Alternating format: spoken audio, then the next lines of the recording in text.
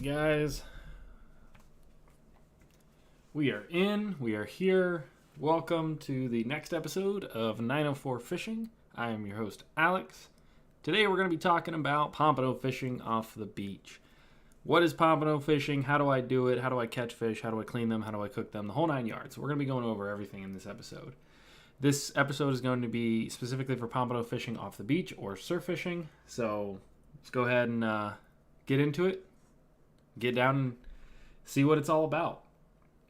So the first thing we're going to know and we're going to talk about pompano is they have very distinct behavior and appearances. They're kind of a silverfish with a yellowish body or yellowish underbelly, and they're very, very sleek and kind of flat almost. This helps them very much in the waves to be very quick, very fast. And as a species, they prefer the coastal waters, especially near sandy beaches and current, deep, trenches within the beach, stuff like that.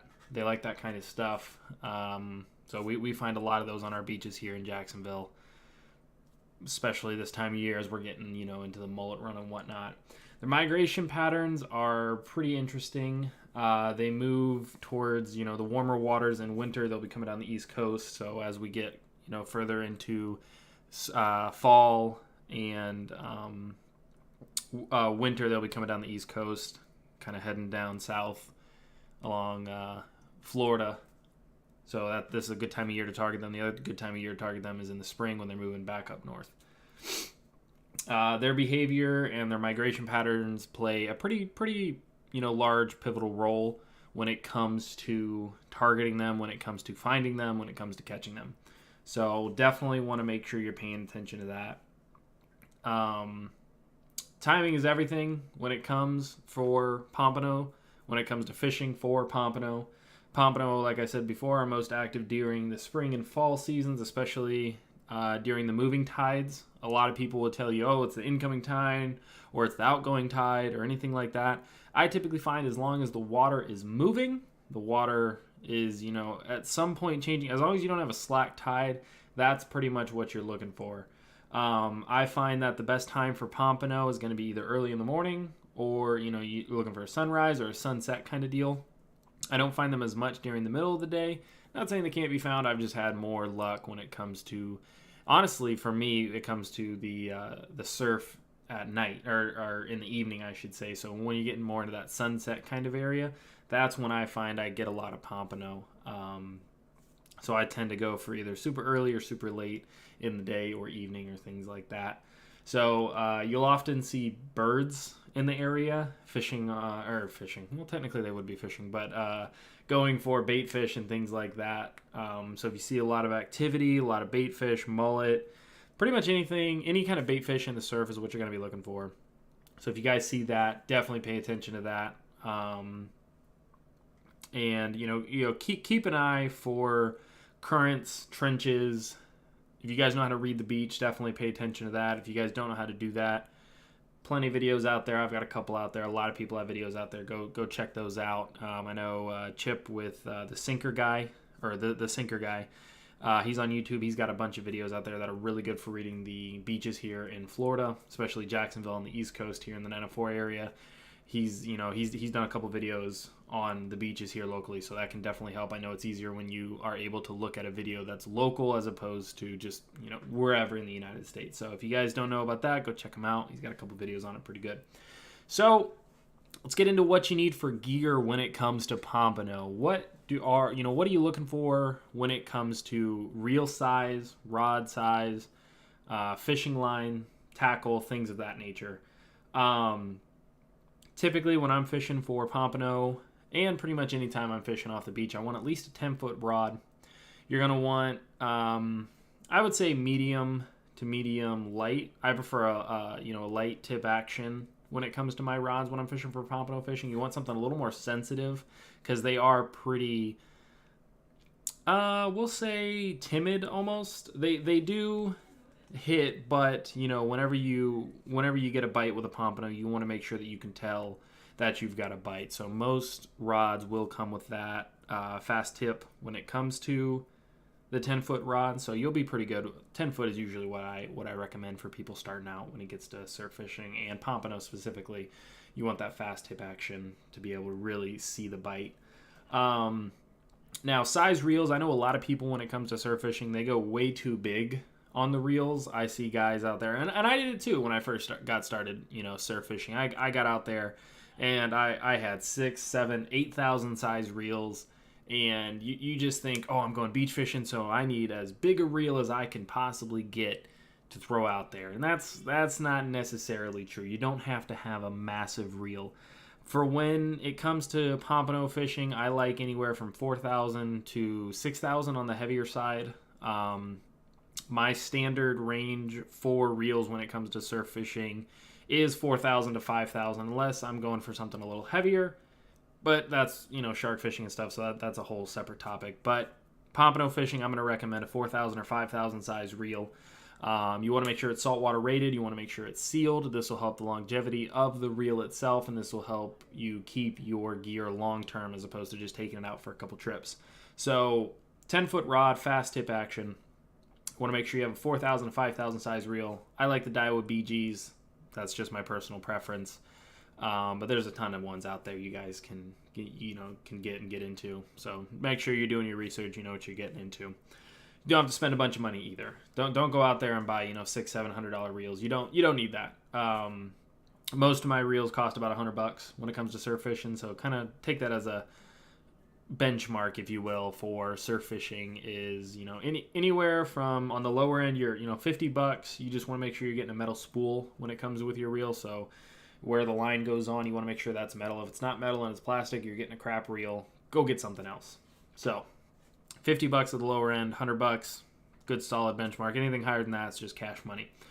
When it comes to line, a lot of people like braided line when it comes to surf fishing. You can get a heavier test line with a smaller diameter, meaning you can get more line on the reel. That is important because pompano do like to take long runs. They do like to, bite, and once they realize they're hooked, they'll take off with it. So, personally, on my surf fishing reels, like I said, most of my reels, unless it's a, heavier targeted reel that I have specifically for that, I will run 14 to 20 pound mono. I prefer mono for the little bit of stretch it gives you, abrasion resistance, things like that. So 15 pound mono is what I recommend to most people starting out when it comes to pompano fishing. It's a good, solid line. You're not going to break off. No pompano will break that as long as your drag is set accordingly. No pompano is going to rip that off. So you have no problem with that. It's light enough. You're going to be able to throw it out as far or as close as you need to.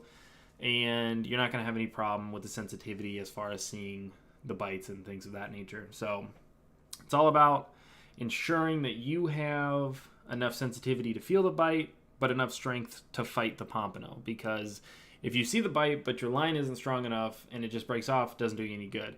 If your line's too heavy, you can't get it out far enough. Let's say they're deeper. If you can't get it out far enough and then it's just too heavy, you can't see the bite, that doesn't help you at all. So make sure you're planning accordingly when it comes to that. Now, when it comes to baits for pompanos, there are a ton of different videos. There's a ton of different things out there when it comes to baits for pompano. Everyone's going to tell you what their personal preference is. Everybody's going to tell you, what their favorite bait is, and only this bait works, or only this bait works, or whatever. Personally, I like to keep it simple. With any kind of surf fishing, fresh shrimp, live, dead, anything like that, fresh shrimp is always a great surf option when it comes to fishing off the beach. For pompano, I like to throw out sand fleas. Sand fleas is a great bait for pompano, and clams. A lot of people struggle keeping clams on the hook, but we have this thing in Jacksonville. I've only seen it local. I've never seen it, used elsewhere in the States. But we have this, it might even be a local company. I'm not sure. I'd have to look into it. But we have this thing called Magic Thread. You can get it at any of the local tackle shops, really. I get mine from Strike Zone Fishing out there on Beach Boulevard here in Jacksonville. And what that is, just an elastic kind of line you can wrap around your bait and your hook. Keeps your baits on the hook. You don't need it so much when it comes to the sand fleas because they already have a hard shell. The hook stays on pretty good. But when it comes to your shrimp and your clams, you definitely want to make sure you're using magic thread, it's going to help your bait stay on there a lot better in the current. And when you get a bite, it's going to, help ensure that the fish really grabs a hold of that hook, and, they do get hooked. So make sure you've got nice fresh shrimp or sand fleas or clams. Frozen clams work, but when it comes to sand fleas and shrimp, you want to try to get as fresh as you possibly can. If you guys don't have a sand flea rake, then go get one. They're not expensive. Just go grab one, or you can dig in the sand with your hands. You don't have to have a rake. Just go out there and dig them up. Doesn't really matter. Now, when it comes to the rigs for pompano fishing, I like to use a high-low rig or a double dropper rig with a nice float on it. The color does seem to affect it. I find I have the most luck with an orange or a pink. I think that's because it kind of mimics the eggs that you're going to see in the sand flea. So if I'm using shrimp or clams, I'll pair that up with a pink or even a yellow. But if I'm using sand fleas, I'm definitely using orange.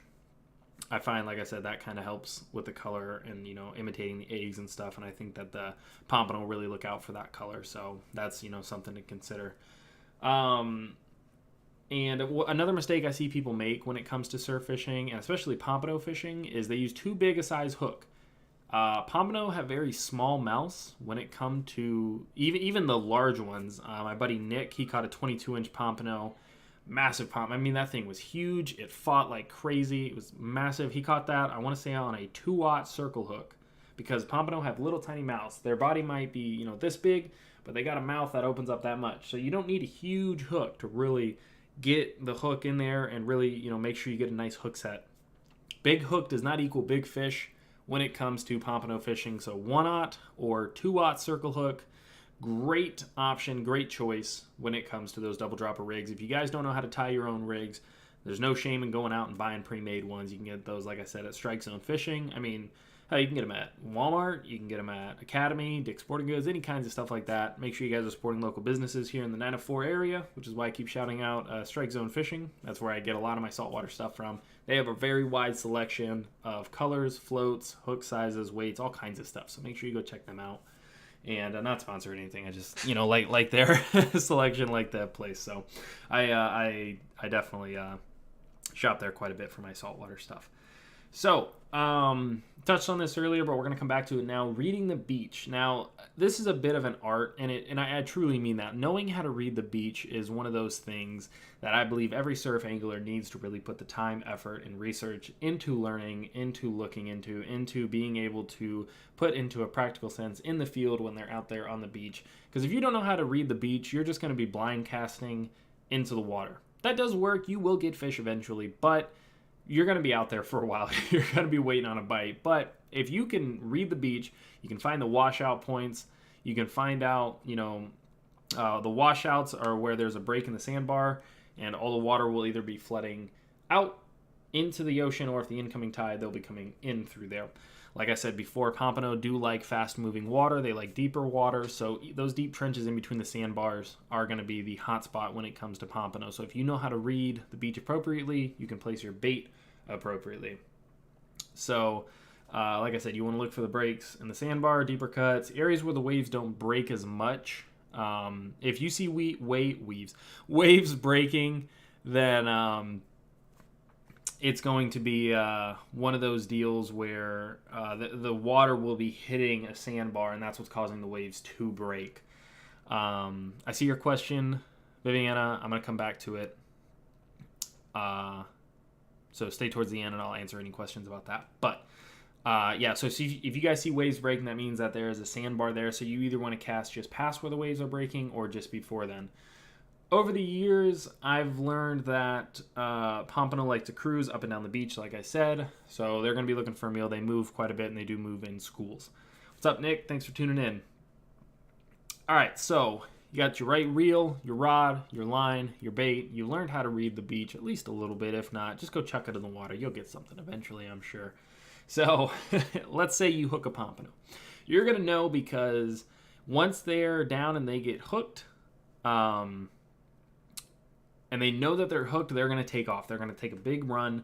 They're going to know. They're going to start fighting. They're going to start thrashing. They're going to want to get that hook out. So you want to prepare yourself for the fight when it comes to a pompano. Make sure your drag is set appropriately. If your drag is not set appropriately, you're just going to pop off. So make sure that, you don't want to horse them in too much. If you horse them in too much, like I said, they do have those smaller mouths, and they're a little soft, so you can, and they can also pop the hook out very quickly. So you don't want to horse them around too much. Let them tire themselves out. Patience is key when it comes to fishing for pompano, so you want to make sure you let them do their long runs. You want to make sure that you tire them out before you get them up into the surf, so they're not thrashing and moving around a whole lot, because I can't tell you how many times it's happened to me and how many times I've seen it happen to other people. They horse the fish in as fast as they possibly can because they think, oh, I got to get it in, and then as soon as it gets to the surf, it pops off the hook, and they go, oh crap, and they go to get it off the surf there, and it just flops around and goes right back in the water. So, I went out, not this past weekend, but the weekend before with Nick, and we had a big shark on the line, and I didn't let it tire itself out. Ended up popping my line with the force of the waves and whatnot. So, definitely want to make sure you have enough patience to tire out your catch before you bring it in. I can't tell you how many times I've learned that personally. So, you've caught your fish. I just want to take a quick side note, talk about the conservation when it comes to fishing and stuff like that. Can't stress this enough, you guys. You need to be mindful of the regulation, size limits, and bag limits when it comes to surf fishing for pompano. Pompano is one of the more prized fish in Florida, so you can bet your bottom dollar that FWC, which is the Florida Fishing and Wildlife Commission, the game wardens will be looking for that, and they're going to be trying to get you with undersized or oversized fish and outside of your bag limit. So make sure you're mindful of all regulations, because you do not want to deal with that. Stay within the regulations. You'll be good. You'll be fine. Alrighty. So, all the rigs and gear and everything you could need to get into pompano fishing and where to target them and the best times to do it. So you've caught a pompano and you've cleaned it. If you guys don't know how to clean a pompano, there's tons of videos out there. I'm going to be putting one out as soon as I can catch one. So make sure you keep an eye out for that. But if you guys know how to do it, they're a very easy fish to clean. Knife down the body, flip it over, same deal. Remove the rib cage. So very, very simple. Now, pompano, like I said, is one of the more sought-after fish in Florida. They have a very mild, almost sweet taste, very firm texture. They're not a mushy fish. Very, very firm texture, delicious. Not as firm as tuna, but they're one of the best fish you can cook, especially just the way that their scales are and everything, their skin. It's awesome. I love cooking pompano. I love eating pompano. They're definitely one of the more sought-after species when it comes to my table fare. I'll eat anything I can catch, but pompano is definitely up there. So if you know you're going to keep a fish and you're within the regulations and size and everything like that, go ahead and bleed it out. Cut the gills. Let it bleed out. This is going to improve the taste of the meat. It's also going to dispatch the fish pretty quickly. So once you know you're going to keep a fish for sure, go ahead and bleed it. No reason not to. If you know you're going to keep it and clean it and eat it, just go ahead and bleed it out. I like to leave the scales and skin on when it comes to my pompano, because one of my favorite ways to cook pompano is on the grill. If you guys keep they have very, very, very small scales and smooth skin. So if you guys do that, if you leave all that on, whenever you're grilling it, you put the skin side down first, the scales and the skin will help you not stick to your grill grates, and you'll be able to flip it easier. So definitely one of those things that is highly... I do the same thing with my redfish for the same reason, but redfish are very large scales, pompano have very small scales. The meat comes right off the skin. Yep, that's exactly right, Nick. Once you're done cooking it, the skin just peels right off, so you don't have to worry about skinning it. When it comes to cooking pompano, I like to keep it simple. Brush it with a little bit of olive oil, salt, pepper, garlic powder. Can't go wrong with that. Give it about 3 to 4 minutes on each side over a hot grill. Perfect. Plate it up. Boom. You're good to go. That is how I like to cook pompano, and then I usually pair that up with some mashed potatoes and some either biscuits or Texas toast.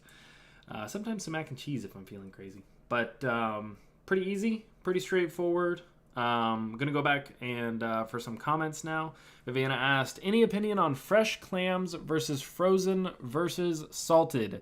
Yes, I have a ton of opinion about this. Thank you. Excellent question. Thank you for asking. Also, Peyton, saw you. Let's go, bro. And Nick, as always, great to have you here, buddy. When it comes to, if you have an option between fresh clams, frozen, or salted, take the fresh. Fresher the bait, the better. That applies to 90% of baits. When it comes to clams specifically, you get frozen clams. Once you thaw those out, they're going to fall off the hook pretty easy, and that's why I like using the magic thread like I was telling you guys before. So magic thread helps you keep that bait on the hook longer, but Pompano love clams specifically, especially if they're already broke open. They can see in the water, they can smell it, they're going to go for it. Salted versus, we'll do, so like I said, fresh clam is the king. Out of the 3 options, if you can get fresh clam, take that. It's going to be a little more firm because they'll be obviously very fresh. The magic thread will help you keep it on there a little easier, but out of the 3, fresh is definitely the best. So let's say fresh clams are an option. Your options are frozen versus salted clams. Which one should you choose and why? I'm going to go with the salted here for a couple reasons. One, the salt is going to help toughen up the clam, as I mentioned before, they fall off the hook pretty easy. If they're just frozen, you guys don't have any magic thread. So if you don't have any magic thread and you're just trying to get the bait on the hook and out there, definitely go with salted. It's going to toughen it up. It's going to help it be a little easier to handle, and it's not going to be as a gooey mess as it would be if it was just frozen and then thawed out, of course. Like I said, the salt does remove most of the moisture, and it doesn't affect anything. A lot of people think salted baits are affected once they're in the water, but it's salt water. It's not going to change anything. The water's already salty, so the salt isn't going to play, a big influence when it comes to fish biting salted versus non-salted baits. So don't shy away from salted baits because you're worried about that aspect of it. Frozen versus salted. I'm gonna go. My number 1 pick is gonna be the fresh clam. Second one is gonna be salted clam. Third one will be frozen clam. In that order for the reasons I just listed. Texas Toast Pompano sounds good. Yeah, sounds great. I would love some. Nick asks, would fresh clam from Publix work? Yes, it would. I have used, they weren't clams, but I want to say they were mussels. I have used mussels fishing on the Intercoastal that I bought from Publix in Villano. Nick and I were fishing the Intercoastal there, and we couldn't find any bait because there were no bait shops open, so we had to go to Publix and buy bait there. We were able to get some mussels, and they worked out pretty good. I'm going to go ahead and shy you away from using the shrimp from Publix or any grocery store for that matter, because most of the prepared or for human consumption shrimp or anything like that will be processed in some way, shape, or form that will give off a different scent than natural bait. But when it comes to shellfish and stuff like that, they don't have to do anything to it, so that's still pretty viable for when it comes to fishing off the beach. Viviana, thanks. Fresh clam is just harder to find in bait shops. Yeah, absolutely. Fresh clams are very hard to find in bait shops. In fact, I find that the best place to get fresh clams for that purpose is either going to be the farmer's market or an Asian market. They will typically have fresh clams for that purpose. Not cheap, but definitely worth it. Katie said we better catch something next time. Yeah, Nick, I agree. We definitely need to catch something. If we had caught that shark, man, I would have had no problem. If you guys haven't had shark before, definitely recommend it. But we're going to keep it back on. This is a Pompano episode, so I'm going to try to keep it on Pompano as much as possible. Nick, I was telling him earlier about the Pompano that you caught. We were fishing Amelia Island, and it was the incoming tide. We were at the mouth of an inlet, and we were fishing into the sunset. So like I mentioned before, I do have my 2 best days of fishing for Pompano have been at sunset when it comes to surf fishing. So definitely keep that in mind. But Nick caught a very sizable Pompano. Yeah, that was a long time ago. But Nick caught a very sizable Pompano, and that was at I want to say shrimp. I want to say he was using shrimp, and I want to say that he was it was on a 8-foot rod, and he was just past the first sandbar. Yeah, that was a long time ago, though. I was trying to remember. Rich says, along the lines of magic thread, is anyone from Florida familiar with spawn sacks for holding soft bait on hooks?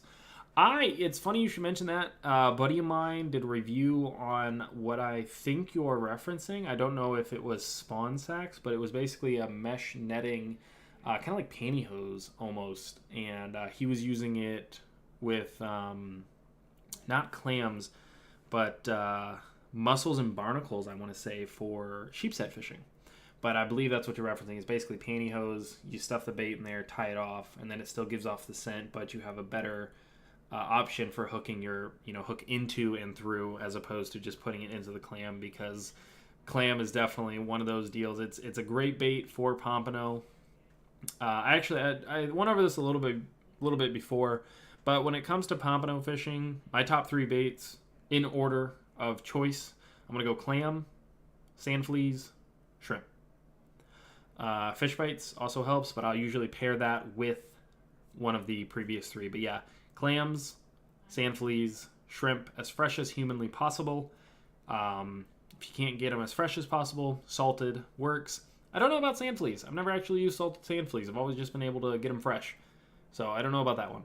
But when it comes to shrimp and clams, salted is fine if you can't have fresh. If you can't get salted, frozen is fine. But definitely go with as fresh as you possibly can get.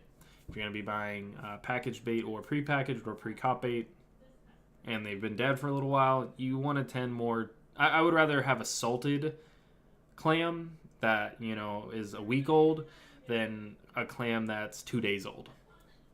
The salt will help preserve it, and like I said, it doesn't affect it too much once it gets into the water.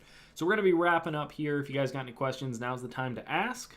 Thank you guys, everyone in the comments, for tuning in. Thank you for everyone watching. Anyone watching or listening in the future, if you guys have any questions, leave them down below. I respond to every comment on every video that I get. But I want to thank everyone for tuning in. I hope this helps some people catch some pompano. I hope you guys have a great time out there. And I hope everyone had a great day today. If you didn't have a great day, we got another one coming tomorrow, so don't worry about it. I'm going to be putting out an episode this week on making shark rigs with some wire, crimps, heavy mono, so keep an eye out for that. But as long as nobody has any other questions, we're going to be getting on out of here. Once again, thank you everyone for tuning in. Peyton, Viviana, Nick, Jabroni22, and Rich. Thank you guys for tuning in, commenting, and asking questions. I love engaging. I love answering. And we'll see you guys next Monday, 7 p.m. Eastern. See you then.